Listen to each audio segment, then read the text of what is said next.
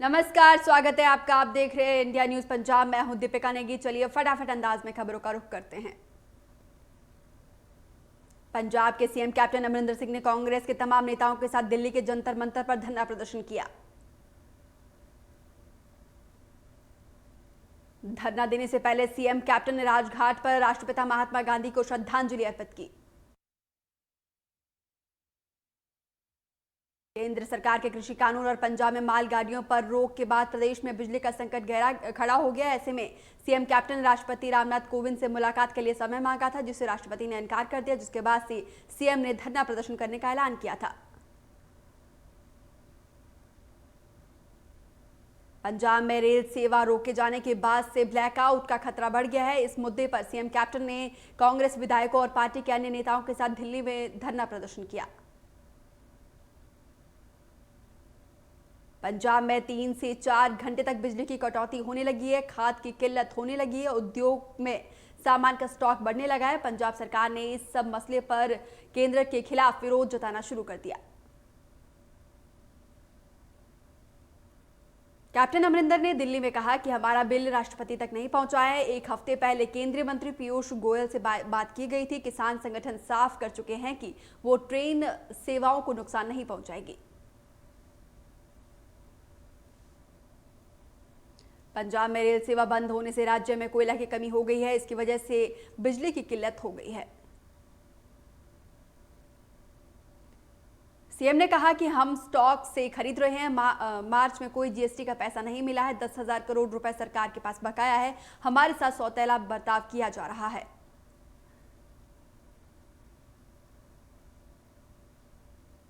इस दौरान CM captain ने कहा कि इसको लेकर हरियाणा के गृह मंत्री अनिल विज ने कहा कि प्रजातंत्र की मर्यादा होती है। कैप्टन प्रजातांत्रिक व्यवस्थाओं के चुने हुए मुख्यमंत्री हैं, उन्हें इस बात का ज्ञान नहीं है।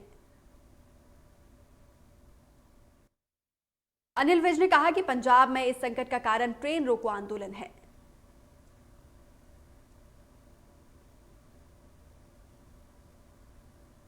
बठिंडा में मजदूर मुक्ति मोर्चा की तरफ से प्रदेश सरकार के खिलाफ मटका तोड़ रैली निकाली गई और जमकर सरकार के खिलाफ प्रदर्शन किया गया। महिलाओं को फाइनेंस कंपनी की तरफ से लगातार परेशान किया जा रहा था, जिसके चलते प्रदेश सरकार के खिलाफ प्रदर्शन किया गया।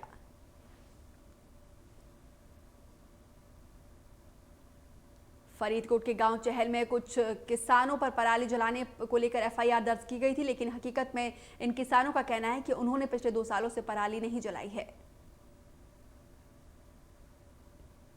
इंडिया न्यूज पंजाब की टीम ने पंजाब प्रदूषण कंट्रोल बोर्ड के अधिकारियों से बातचीत करनी चाहिए, तो उन्होंने कहा कि हमें ऊपर से कुछ भी बताने के ऑर्डर्स नहीं मिले हैं। इस मामले पर डिप्टी कमिश्नर ने आश्वासन देते हुए कहा कि इस संबंध में एक कमेटी बनाई जाएगी और किसी पर भी गलत मुकदमा दर्ज नहीं किया जाएगा।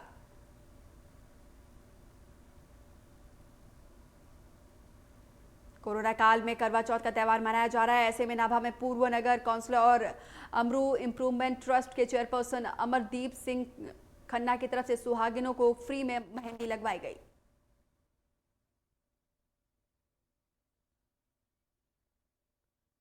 बठिंडा में स्पोर्ट्स किंग इंडिया लिमिटेड के प्रेसिडेंट शिव कुमार शर्मा ने कोरोना महामारी के समय काम कर रहे मेंबर्स को 500 पीपी किट और 500 फेस मास्क वितरित किए। शिव कुमार शर्मा ने कहा कि जब से कोविड हुआ है तब से लेकर लोकल प्रशासन, रेड क्रॉस, वेलफेयर और काफी ऐसी संस्थाएं हैं जो मास्क और पीपी किट दी गई है।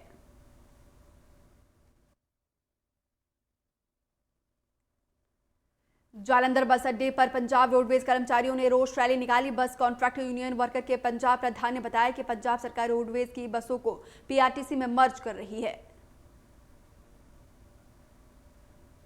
प्रदर्शनकारियों की मांग है कि ठेके पर रखे हुए मुलाजिमों को रोडवेज विभाग में पक्का किया जाए। जिन बसों को कर्जा उतार गया है उसे पंजाब रोडवेज की बसों के साथ मर्ज किया जाए।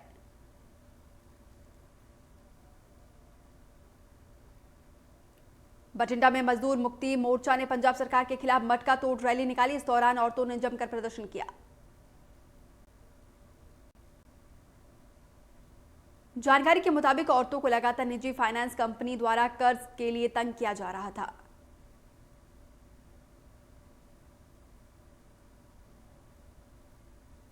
बठिंडा में आरटीए की तरफ से राजस्थान की गाड़ियों के चालान काटे गए। आपको बता दें कि आरटीए की तरफ से केवल राजस्थान की गाड़ियों के चालान काटे गए और बाकी पंजाब की गाड़ियों को बिना चालान काटे छोड़ा गया।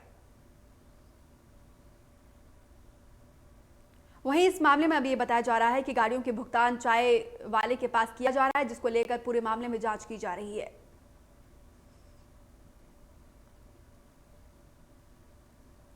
तरनतारन के कॉमरेड बलविंदर सिंह की कुछ दिन पहले हत्या की गई थी। इस मामले की गुत्थी सुलझाते हुए पुलिस ने बड़ा खुलासा किया है। पत्रकारों से मुखातिब होते हुए डीआईजी हरदयाल सिंह मान ने बताया कि इस मामले में 11 दोषियों को गिरफ्तार किया गया है और ये सभी गैंगस्टर हैं। डीआईजी ने कहा कि कत्ल का कारण 3 और दोषियों के गिरफ्तार होने के बाद ही पता चल पाएगा।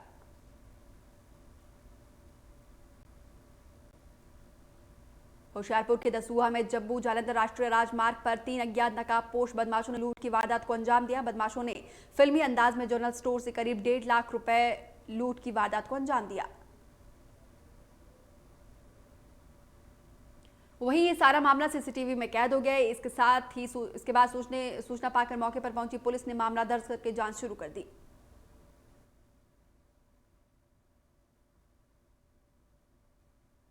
पंजाब में कृषि कानून के खिलाफ किसानों का संघर्ष लगातार जारी है। इसी कड़ी में किसानों ने 5 नवंबर को देशव्यापी चक्का जाम करने का ऐलान किया है। क्रांतिकारी किसान यूनियन ने बरनाला के तर्कशील भवन में बैठक का आयोजन किया और 26 और 27 नवंबर को दिल्ली कूच करने की बात कही। बैठक के दौरान किसानों ने संघर्ष की रूपरेखा बनाई और 5 नवंबर के चक्का जाम को सफल बनाने के लिए खाका भी तैयार किया।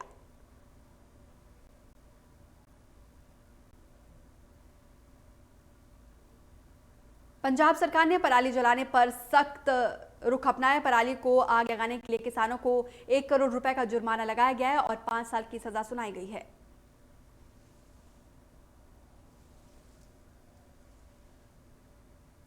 पंजाब सरकार ने जब से होशियारपुर के शाम 84 को सब तहसील का दर्जा दिया है, तब से लोग दुविधा में हैं। दरअसल Guru Nanak Khalsa college for women college को सब तहसील बनाने का फैसला लिया गया है। हालांकि कई बार सरकार को इस समस्या से अवगत करवाया गया, लेकिन मामला जस का तस बना हुआ है। वहीं इस मामले पर कैबिनेट मंत्री सुंदर श्याम अरोड़ा ने कहा कि ट्रस्ट के अध्यक्ष पूर्व राज्यसभा सदस्य बरिंदर सिंह बाजवा से लिखित में लेटर जारी किया गया था और कॉलेज की बिल्डिंग को प्रयोग किया जा सकता है। पटियाला में पंजाब सरकार के नशे के खिलाफ चलाए जा रहे अभियान को पंजाब यूनिवर्सिटी के कर्मचारियों ने पलीता लगा दिया। पंजाबी यूनिवर्सिटी के मुलाजिमों ने नशे में धुत होकर पुलिस को सरेआम गालियां दी और धक्के मुक्की भी की।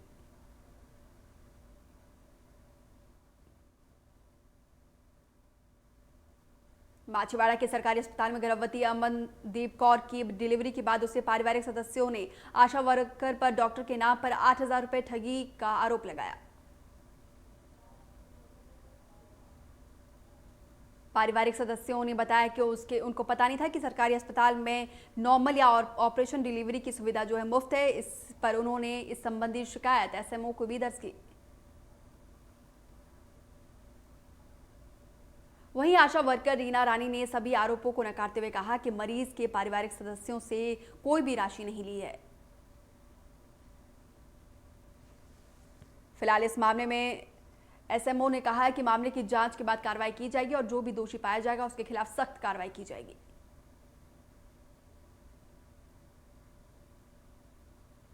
माछीवाड़ा के बारीवाल गांव में एक महिला ने अपमानित होकर आत्महत्या कर दी। आत्महत्या से पहले महिला ने वीडियो भी बनाया जिसमें गांव के सरपंच, पंचायत सचिव, सदस्य और अन्य लोगों को आत्महत्या का जिम्मेदार ठहराया है।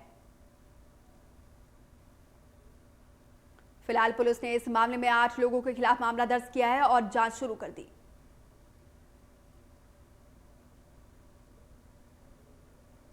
जालंधर के शेखो गांव में पुलिस ने एक शख्स को गिरफ्तार किया जिसके पास से 7 किलो चुरापोस्त बरामद किया था। पुलिस ने आरोपी के खिलाफ एनडीपीएस एक्ट के तहत मामला दर्ज किया और जांच शुरू कर दी।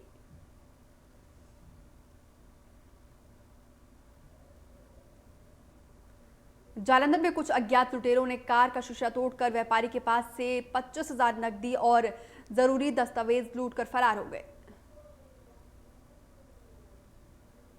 वहीं पीड़ित व्यापारी ने अज्ञात बदमाशों के खिलाफ पुलिस में मामला दर्ज किया और पुलिस जांच में जुट गई है।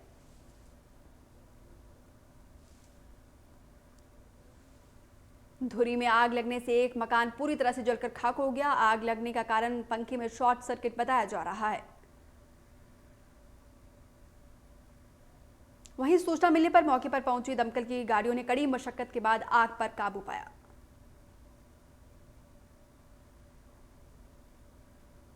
पटियाला पुलिस को नशे के खिलाफ बड़ी सफलता हाथ लगी है। नाकेबंदी के दौरान पुलिस ने 2 नशा तस्करों को गिरफ्तार किया और उनके पास से भारी मात्रा में नशीला पदार्थ और हथियार बरामद किया।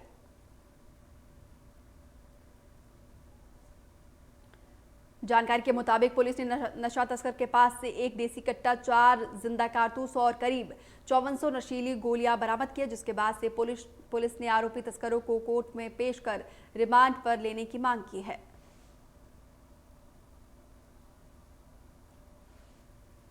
जालंधर के सेतिया पैलेस के नजदीक झाड़ियों में एक लावारिस लाश मिलने से इलाके में सनसनी फैल गई, जिसकी जानकारी स्थानीय लोगों ने पुलिस प्रशासन को तुरंत दे दी। सूचना मिलने पर मौके पर पहुंची पुलिस ने लाश को कब्जे में लेकर पोस्टमार्टम के लिए भेज दिया।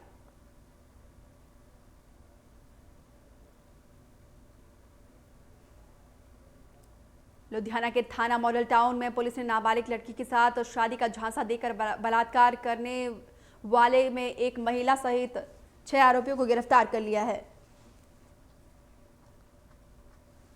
वहीं एएसआई ने बताया कि डॉक्टर अंबेडकर नगर में रहने वाली पीड़िता के पिता ने पुलिस में शिकायत दर्ज करवाई थी और पुलिस ने कार्रवाई करते हुए उनके खिलाफ मामला दर्ज किया है।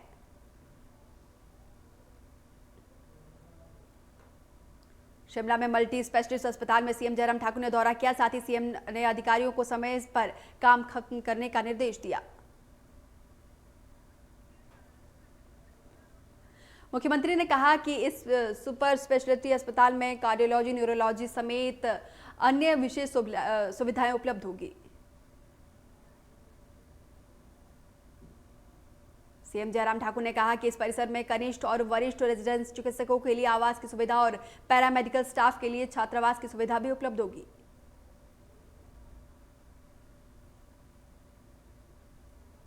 जल शक्ति मंत्री महेंद्र ठाकुर ने बिलासपुर का दौरा किया। इस दौरान मंत्री महेंद्र ठाकुर ने संबंधित विभागों के अधिकारियों के साथ बचत भवन में बैठक की। इस दौरान महेंद्र सिंह ठाकुर ने जनता की समस्या को नजरअंदाज करने वाले लापरवाही अधिकारियों की जमकर क्लास लगाई और भविष्य में जनता की समस्या को समाधान करने की भी नसीहत दी। चंबा मेडिकल कॉलेज में कोरोना संक्रमण को ध्यान में रखते हुए कोविड पास व्यवस्था लागू की गई है। अब कोई भी मरीज बिना पास के ओपीडी और वार्ड में दाखिल नहीं हो सकेगा।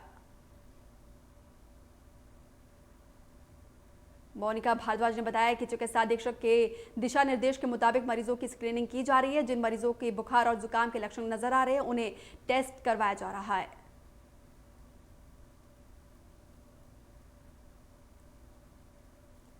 नाहन में विधायक डॉक्टर राजीव बिंदल ने नाहन फाउंड्री में 23 करोड़ रुपए की लागत से बनने वाले ऑडिटोरियम का भूमि पूजन किया।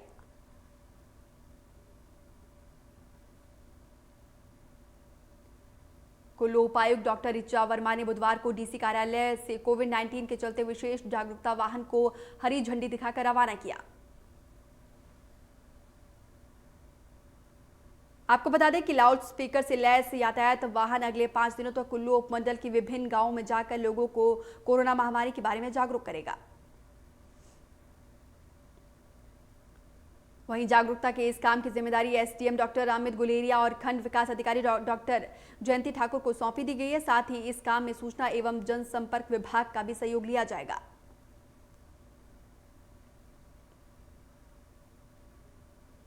ऊना के हरोली में सीएम जयराम ठाकुर ने 72 करोड़ रुपए की लागत से कई विकासशील योजनाओं का उद्घाटन और शिलान्यास करके जनता को समर्पित किया।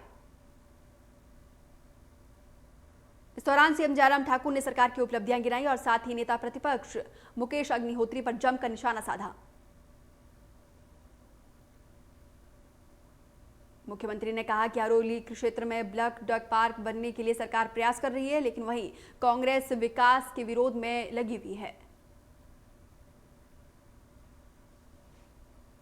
शिमला से सांसद और बीजेपी प्रदेश अध्यक्ष सुरेश कश्यप ने नाहन में लोगों की समस्या को सुना और अधिकतर समस्याओं का मौके पर निपटारा किया। इस दौरान सुरेश कश्यप से गृह रक्षकों के एक प्रतिनिधिमंडल ने मुलाकात की और अपनी ड्यूटी संबंधी समस्याओं से अवगत करवाया।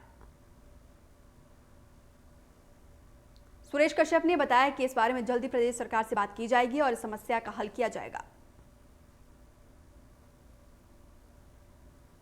लाहौल स्पीति घाटी में बर्फबारी से किसानों, पर्यटक और व्यापारियों के चेहरे पर खुशी लौटी है। किसानों का कहना है कि बर्फबारी होने से सूखे इलाके में नमी बनी रहेगी। लाहौल घाटी में बर्फबारी होने से पर्यटकों ने आना शुरू कर दिया है, जिससे होटल कारोबारियों ने राहत की सांस ली है। प्रधानमंत्री नरेंद्र मोदी के लोकल फॉर वोकल संदेश को लेकर सिरमौर में प्रशासन की तरफ से कई प्रयास किए जा रहे हैं ताकि लोग आत्मनिर्भर की ओर बढ़ सके।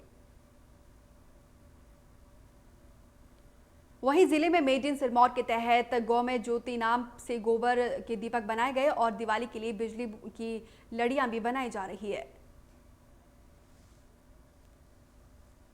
इन उत्पादों के विक्रय और उनके प्रचार प्रसार के लिए नाहन में मेड इन सिरमौर विक्रय केंद्र भी खोला गया, जिसका शुभारंभ सिरमौर उपायुक्त डॉक्टर आर.के. परूथी ने किया।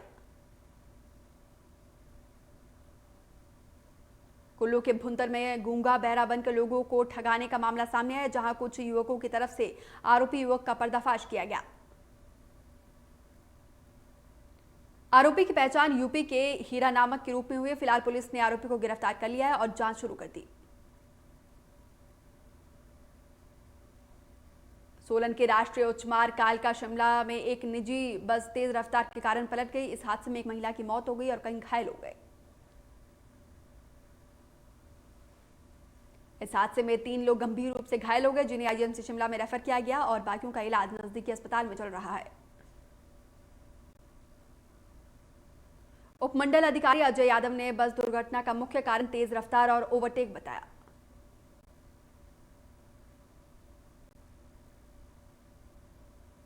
दुनिया में कोरोना के 4,78,44,811 केसेस आए। 12,20,224 मरीजों ने कोरोना से चलते तोड़ा दम। 1,22,00,000 से ज्यादा कोरोना के एक्टिव केस।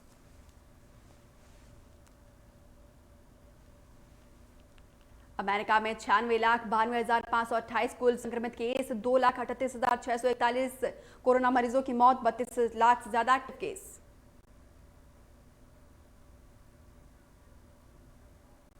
देश में 24 घंटे में 46,000 से ज्यादा नए केस आए। 5,33,000 से ज्यादा एक्टिव केस। एक दिन में 53,000 से ज्यादा रिकवर। 24 घंटे में 500 मरीजों से ज्यादा मरीजों ने तोड़ा।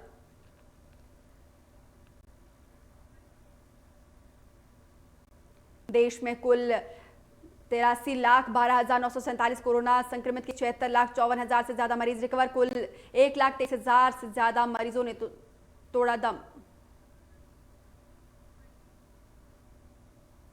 महाराष्ट्र में कोरोना की रफ्तार में लगा ब्रेक। एक दिन में करीब 5,000 नए केस सामने आए। 16,92,000 से ज्यादा संक्रमित केस। 1,16,000 से ज्यादा एक्टिव केस।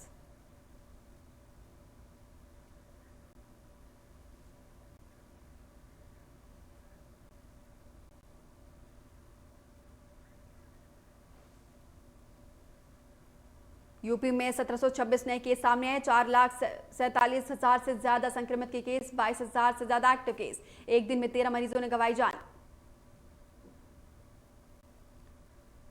तमिलनाडु में कोरोना से हाहाकार। एक दिन में सामने आए 2,435 नए केस। अब भी 19,000 से ज्यादा एक्टिव केस। अब तक 11,224 से ज्यादा मरीजों की मौत।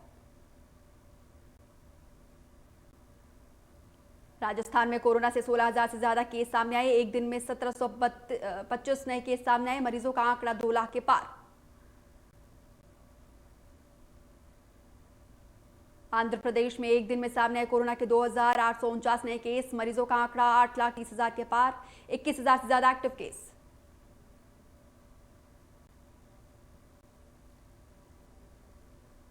राजधानी दिल्ली में रिकॉर्ड 6,725 कोरोना के नए केस मिले। कुल संक्रमितों का आंकड़ा 4 लाख के पार। 36,000 से ज्यादा एक्टिव केस। एक दिन में 48 मरीजों ने गंवाई जान। हरियाणा में कोरोना के 1,684 नए केस सामने आए। 1,258 लोग 24 घंटे में हुए ठीक। कुल मरीजों का आंकड़ा 1,72,000 के पार। 13,000 से ज्यादा एक्टिव केस। पंजाब में कोरोना के मामले बढ़ते जा रहे, 24 घंटे में कोरोना के 415 नए केस सामने आए हैं। पंजाब में कोरोना संक्रमितों का आंकड़ा 1,35,000 के पार पहुंच चुका है। वहीं 1,26,000 से ज्यादा मरीजों ने कोरोना को दी मात। पंजाब में कोरोना के 4,226 से ज्यादा एक्टिव केस। हिमाचल प्रदेश में कोरोना के आंकड़े बढ़ते जा रहे, 24 घंटे में कोरोना के 334 नए केस सामने आए हैं। हिमाचल प्रदेश में कोरोना संक्रमितों की संख्या 23,000 के पार पहुंची है। वहीं 19,000 से ज्यादा मरीजों ने कोरोना को दी मात। हिमाचल प्रदेश में टॉप 5 संक्रमित जिलों में सोलन, शिमला, मंडी, कांगड़ा और ऊना शामिल है।